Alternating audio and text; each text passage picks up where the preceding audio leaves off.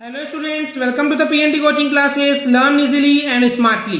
तो आज हम देखने वाले एक क्वेश्चन जिसमें बोला गया है right the procedure of passing a bill in the parliament. तो यानी कि स्टूडेंट्स, पार्लियामेंट में एक बिल को पास करने की जो प्रोसीजर है, जो पूरी विधि है, जो तरीका है, आज की इस वीडियो में देखेंगे। तो चलिए करते हैं स्टार्ट। सो बेसिकली स्टूडेंट्स, किसी भी इनेक्टमेंट के लिए यानी किसी भी कानून के लिए, किसी भी एक्ट के लिए, किसी भी लॉ के लिए जो बिल होते हैं उसको प्रेजेंट किया जाता है सबसे पहले पार्लियामेंट में, एंड उस बिल के पास होने के बाद में ही वो लॉ बनता है। तो बेसिकली स्टूडेंट्स, जो ये बिल की बात करें तो बिल जो है वो दो टाइप का होता है। एक होता है ऑर्डिनरी बिल और दूसरा होता है मनी बिल। तो दो टाइप के बिल होते हैं जो कि हमने ऑलरेडी पिछले वीडियो में डिस्कस किए हुए थे।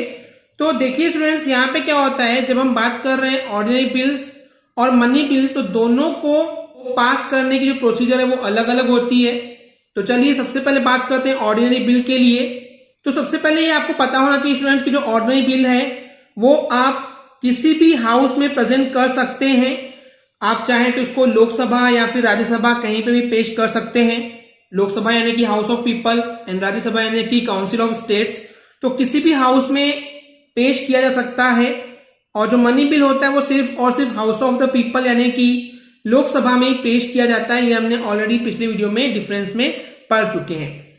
तो यहाँ पे क्या होता है, जब हम ऑर्डिनरी बिल की बात करते हैं तो यहाँ पे प्रेसिडेंट की प्रायर अप्रूवल की जरूरत नहीं होती, यानी कि उसको पेश करने के लिए प्रेसिडेंट यानी कि राष्ट्रपति की पहले से परमिशन लेने की जरूरत नहीं पड़ती है।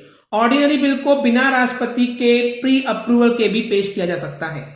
ओके, तो ये एक सिंपल सा तरीका हो गया कि ऑर्डिनरी बिल क्या होता है, ये आपको पता हो गया होगा। चलिए बात करते हैं वो प्रोसीजर क्या है जिसके थ्रू एक ऑर्डिनरी बिल को पास किया जाता है। तो टोटल इसके 7 स्टेप्स होते हैं, वन बाय वन देखते हैं। सबसे पहली स्टेप होती है फर्स्ट रीडिंग, या इसको हम बोलते हैं प्रेजेंटेशन ऑफ द बिल, यानी कि बिल को प्रेजेंट करना, या इसको ऐसा भी बोला गया कि फर्स्ट रीडिंग बोलते हैं। तो इसमें क्या होता है कि पार्लियामेंट का कोई भी मेंबर सबसे पहले 1 मंथ का नोटिस देता है, और उस 1 मंथ के नोटिस के बाद वो एक बिल को प्रेजेंट कर सकता है, पेश कर सकता है, लेकिन उसके लिए उसको प्रायर परमिशन चाहिए होती है। किसकी? Chairman of council of state या फिर speaker of the house of people, यानी कि जो हाउस ऑफ पीपल लोकसभा है उसके स्पीकर की, या फिर जो काउंसिल ऑफ स्टेट है जिसको हम बोलते हैं राज्यसभा, उसके चेयरमैन की प्रायर परमिशन की जरूरत पड़ती है। प्रेसिडेंट की प्रायर परमिशन की जरूरत नहीं होती है ऑर्डिनरी बिल के लिए। ओके, तो ये क्लियर हो गया कि अगर ऑर्डिनरी बिल को हमको पास करवाना है तो सबसे पहले हमको प्रायर परमिशन, सबसे पहले परमिशन लेनी पड़ती है राज्यसभा के चेयरमैन से या फिर लोकसभा के स्पीकर से, वो जिस भी सभा में पेश किया जा रहा है। उसके बाद जब हम बोल रहे हैं कि फर्स्ट रीडिंग है, तो फर्स्ट रीडिंग के टाइम पे सिर्फ और सिर्फ उस बिल के कैप्शन को यानी कि मेन चीज को पढ़ा जाता है, ना कि पूरा बिल पढ़ा जाता है। और इस फर्स्ट रीडिंग में जनरली कोई डिस्कशन नहीं होता है, यानी कि मेयर यानी कि सिर्फ और सिर्फ प्रेजेंटेशन होता है बिल का। फर्स्ट रीडिंग में बताया जाता है कि हमारे पास बिल है जो हम पेश करना चाह रहे हैं, इसके बारे में हम इसको पास करवाना चाह रहे हैं, तो वो सब चीजें होती है फर्स्ट रीडिंग में। उसके बाद सेकेंड स्टेप होती है सेकेंड रीडिंग की। तो सेकेंड रीडिंग के कमेंसमेंट होने के पहले, कमेंसमेंट यानी कि स्टार्ट होने के पहले, इस बिल की जो कॉपीज है वो डिस्ट्रीब्यूट की जाती है, बांटी जाती है सभी मेंबर्स के बीच में। और इस स्टेज में यानी कि सेकेंड रीडिंग की स्टेज में बिल के हर एक सेक्शन को, हर एक हिस्से को डिस्कस डिटेल में नहीं किया जाता है। यहाँ पे सिर्फ और सिर्फ इस बिल के बेसिक फीचर्स हैं, मेन खास बातों को डिस्कस किया जाता है।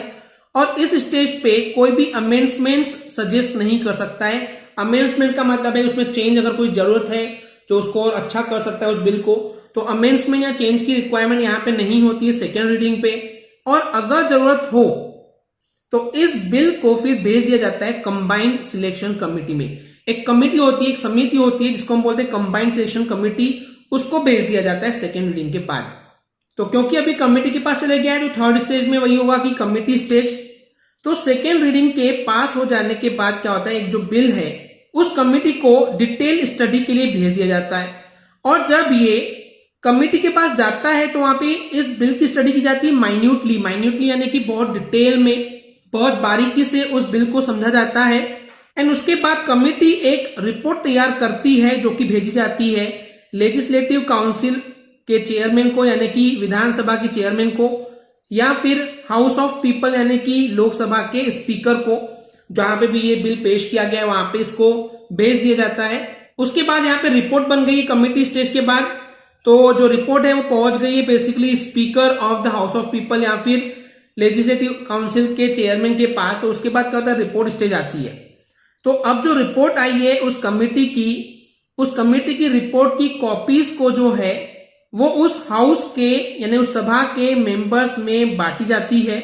और उसके अलावा अगर उस रिपोर्ट में कुछ अमेंडमेंट्स भी सजेस्ट किए गए हैं, कुछ चेंजेस जो हैं वो सजेस्ट किए गए हैं, तो वो भी कॉपीज जो है हर एक मेंबर को प्रोवाइड की जाती है।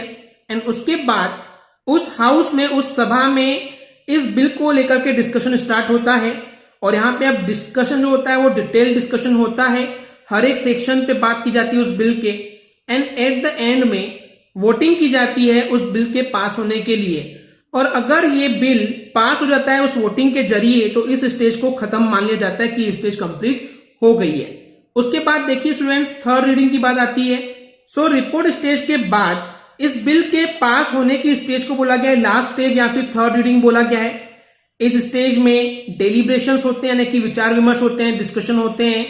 और जो ये डिस्कशन होते हैं उस बिल के मेन फीचर्स को लेकर के होते हैं, क्योंकि डिटेल डिस्कशन ऑलरेडी हो चुका होता है तब तक के। और इस समय बिल के हर एक सेक्शन पे डिस्कशन बिल्कुल भी नहीं होता है। इस स्टेज पे हालांकि कोई चेंजेस भी नहीं माने जाते हैं, यानी कि उस बिल में और कोई चेंजेस की गुंजाइश नहीं होती, क्योंकि जो पहले अगर अमेंडमेंट्स या सजेशंस जो आई थी उसके बाद अगर कोई सजेशंस ठीक लगती है उसमें चेंज करने के लिए उसको चेंज कर दिया जाता है। लेकिन इस थर्ड रीडिंग की स्टेज में कोई भी चेंजेस अमेंडमेंट जो है वो नहीं होते हैं। एंड इसके बाद भी अगर ये हाउस में, सभा में बिल पास हो जाता है तो इसको भेज दिया जाता है दूसरे हाउस में। यानी कि स्टूडेंट्स, अगर एक हाउस में पास हो गया तो दूसरे हाउस में भी जाता है ये पास होने के लिए। यानी कि मान लीजिए पहले अगर लोकसभा में पास हो गया तो राज्यसभा में भेज दिया जाएगा, अगर राज्यसभा में पास हो गया है तो लोकसभा में भेज दिया जाएगा। लेकिन ये जब एक हाउस से दूसरे हाउस में भेजा जाता है स्टूडेंट्स, तो उसके लिए स्पीकर या फिर जो चेयरमैन होता है उस हाउस का, उसके सिग्नेचर की जरूरत होती है। उसके सिग्नेचर के बाद ही वो दूसरे हाउस में कंसीडर करने के लिए भेज दिया जाता है। उसके बाद नेक्स्ट स्टेप आती है, जो बिल है वो सेकेंड हाउस में भेज दिया जाता है, sending bill in the second house. जब ये बिल जो है एक हाउस में पास हो जाता है तो ये सेंड कर दिया जाता है, भेज दिया जाता है दूसरे हाउस में in the aforesaid manner. Aforesaid manner का मतलब है कि डिट्टो, जैसे पहले हाउस में सब चीजें दिखाई गई थी, पेश की गई थी, डिट्टो सेम वैसे की वैसे वो चीज दूसरे हाउस में भेज दी जाती है। And the last stage is assent of the president. Assent का मतलब होता है कि जनरली उनकी स्वीकृति के लिए, उनकी अनुमति के लिए, उनके सिग्नेचर के लिए, यानी कि प्रेसिडेंट के सिग्नेचर और स्वीकृति के लिए उनको प्रेसिडेंट के पास भेज दिया जाता है। जब बिल दोनों हाउसेस में पास हो जाता है पार्लियामेंट के, तो ये भेज दिया जाता है प्रेसिडेंट के अनुमति एंड सिग्नेचर के लिए। एंड जैसे ही प्रेसिडेंट उस पर असेंट करते हैं, यानी कि अनुमति देते हैं, साइन कर देते हैं, तो उसके बाद जो ये बिल है वो लॉ बन जाता है। एंड इसको गवर्नमेंट गेजेट्स में, यानी कि गवर्नमेंट राजपत्र में, सरकारी राजपत्र में या न्यूज़पेपर में बेसिकली पब्लिश कर दिया जाता है। तो ये तरीका था स्टूडेंट्स ऑर्डिनरी बिल के पास होने की प्रोसीजर का। चलिए बात करते हैं मनी बिल को डिस्कस करते हैं। तो मनी बिल जो है वो सिर्फ और सिर्फ हाउस ऑफ पीपल में ही प्रेजेंट किया जाता है, ये हमने आपको ऑलरेडी पढ़ा चुके हैं, राइट स्टूडेंट्स। तो वही लिखा हुआ है कि सारे वो बिल्स जो कि इनकम को लेकर, यानी कि जो इनकम है, आय है, और जो खर्चे हैं, एक्सपेंडिचर है, उसको हम बोलते हैं मनी बिल्स। और जो मनी बिल्स हैं वो सिर्फ इंट्रोड्यूस किए जाते हैं, पेश की जाते हैं हाउस ऑफ पीपल में, यानी कि लोकसभा में। एंड लोकसभा जब इस बिल को पास कर देता है तो उसके बाद ये भेज देता है काउंसिल ऑफ स्टेट्स के पास, यानी कि राज्यसभा के पास कंसीडर करने के लिए। कंसीडर यानी कि उनके समझने के लिए कि क्या है, अगर उसमें कोई कमी है तो सजेस्ट करे, तो कंसीडरेशन के लिए राज्यसभा के पास भेज दिया जाता है। And anyways council of state यानी कि राज्यसभा को इसको पास करना ही होता है 14 दिन के अंदर। इवन इफ, चाहे काउंसिल ऑफ स्टेट यानी कि राज्यसभा भले ही कुछ उसमें अमेंडमेंट सजेस्ट करे, उसमें कुछ चेंजेस की सजेशन दे, लेकिन बिल को ये माना जाता है कि वो बिल जो है वो पास हो चुका है विद द सेम फॉर्म, ठीक उसी फॉर्म में जैसे कि वो हाउस ऑफ पीपल में यानी कि लोकसभा में पेश किया गया था। यानी कि स्टूडेंट्स एक चीज आपको समझ में आनी चाहिए कि राज्यसभा भले ही सजेशन दे सकता है, पर उनकी सजेशन मानना न मानना हाउस ऑफ पीपल के ऊपर है। अगर वो चाहे तो उनको इग्नोर कर सकते हैं। तो यानी कि राज्यसभा के पास एक्चुअली मनी बिल के लिए कोई भी पावर नहीं होते हैं। एंड उसके बाद ये प्रेसिडेंट के पास परमिशन के लिए, स्वीकृति के लिए, सिग्नेचर के लिए भेज दिया जाता है। और जैसे ही प्रेसिडेंट सिग्नेचर कर देता है उस मनी बिल के ऊपर, यानी कि वो एक लॉ बन जाता है। तो इस तरीके से सिस्टम काम करता है और बिल को पास किया जाता है। आई होप स्टूडेंट्स आपको एक क्लियर हो गया होगा। अगर आपको हमारी वीडियो से कुछ भी सीखने मिला या नॉलेज मिला तो प्लीज हमारे चैनल को सब्सक्राइब कीजिए एंड वीडियो को लाइक जरूर करें। आज के लिए इतना ही। Thank you.